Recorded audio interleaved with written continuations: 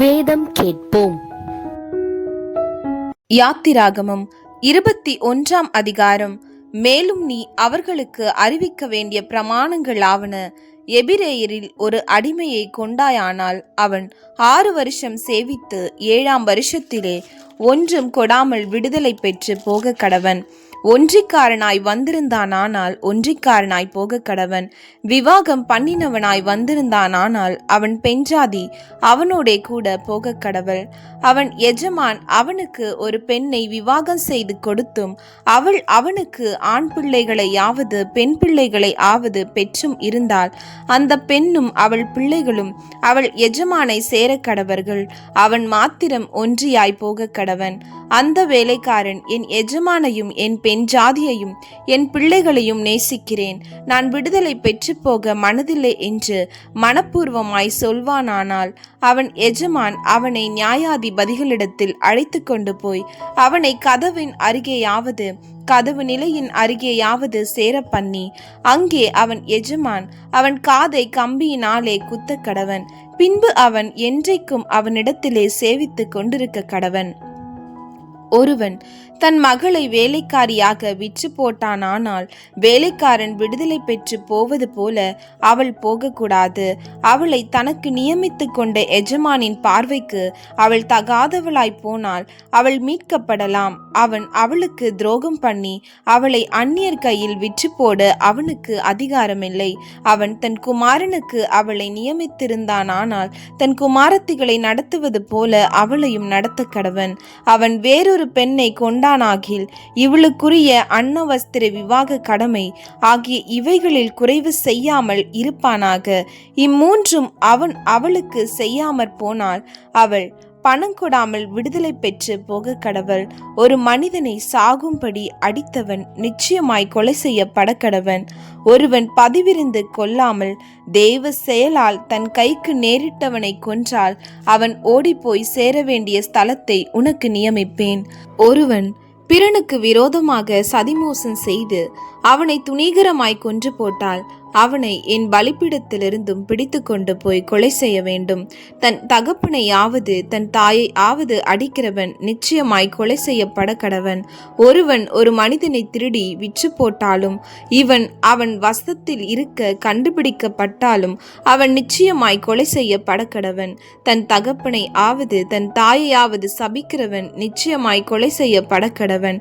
மனிதர் சண்டை பண்ணி ஒருவன் மற்றொருவனை கல்லால் எரிந்ததினாலாவது கையால் அடித்ததினாலாவது அவன் சாவாமல் கட்டில் கிடையாய் கிடந்து திரும்ப எழுந்திருந்து வெளியிலே தன் ஊன்றுகோல் பிடித்து கொண்டு நடமாடினால் அடித்தவன் ஆக்கினைக்கு நீங்களா இருப்பான்.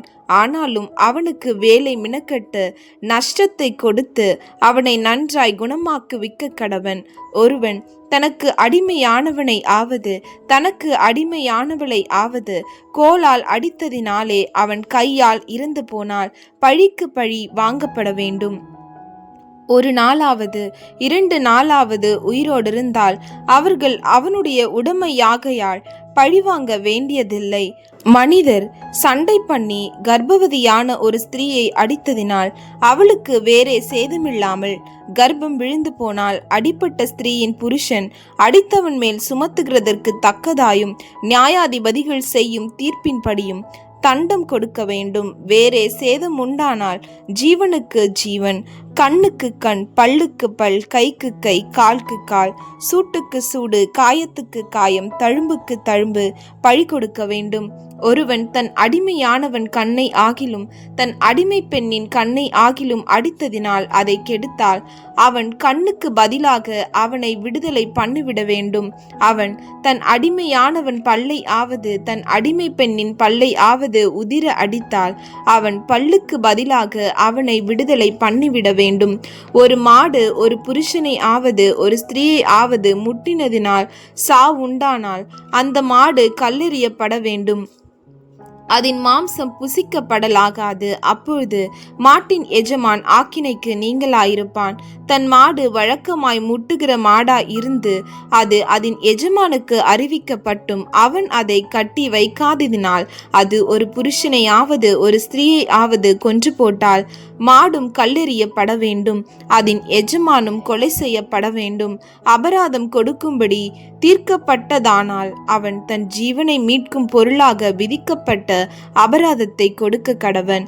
அது ஒருவன் மகனை முட்டினாலும் சரி, ஒருவன் மகளை முட்டினாலும் சரி, இந்த தீர்ப்பின் படியே அவனுக்கு செய்யப்பட வேண்டும். அந்த மாடு ஒரு அடிமையானவனையாவது ஒரு அடிமை பெண்ணையாவது முட்டினால் அதற்கு உடையவன் அவர்களுடைய எஜமானுக்கு 30 சேக்கல் நிறையான வெள்ளியை கொடுக்க கடவன். மாடு கல்லெறியப்பட வேண்டும். ஒருவன் ஒரு குழியை திறந்து வைத்ததினாலாவது ஒரு குழியை வெட்டி அதை மூடாதே போனதினாலாவது அதிலே ஒரு மாடாவது ஒரு கழுதையாவது விழுந்தால் குழிக்கு உடையவன் அதற்கு ஈடாக பணத்தை மிருகத்தின் எஜமானுக்கு கொடுக்க கடவன். செத்ததோ அவனுடையதாக வேண்டும். ஒருவனுடைய மாடு மற்றவனுடைய மாட்டை முட்டினதினால் அது செத்தால் உயிரோடு இருக்கிற மாட்டை அவர்கள் விற்று அதன் கிரயத்தை பங்கிட்டு செத்ததையும் பங்கிட்டு கொல்ல கடவர்கள். அந்த மாடு முன்னமே முட்டுகிற மாடென்று அதன் எஜமான் அறிந்திருந்தும் அதை கட்டி வைக்காதிருந்தால் அவன் மாட்டுக்கு மாட்டை கொடுக்க கடவன். செத்ததோ அவனுடையதாக வேண்டும்.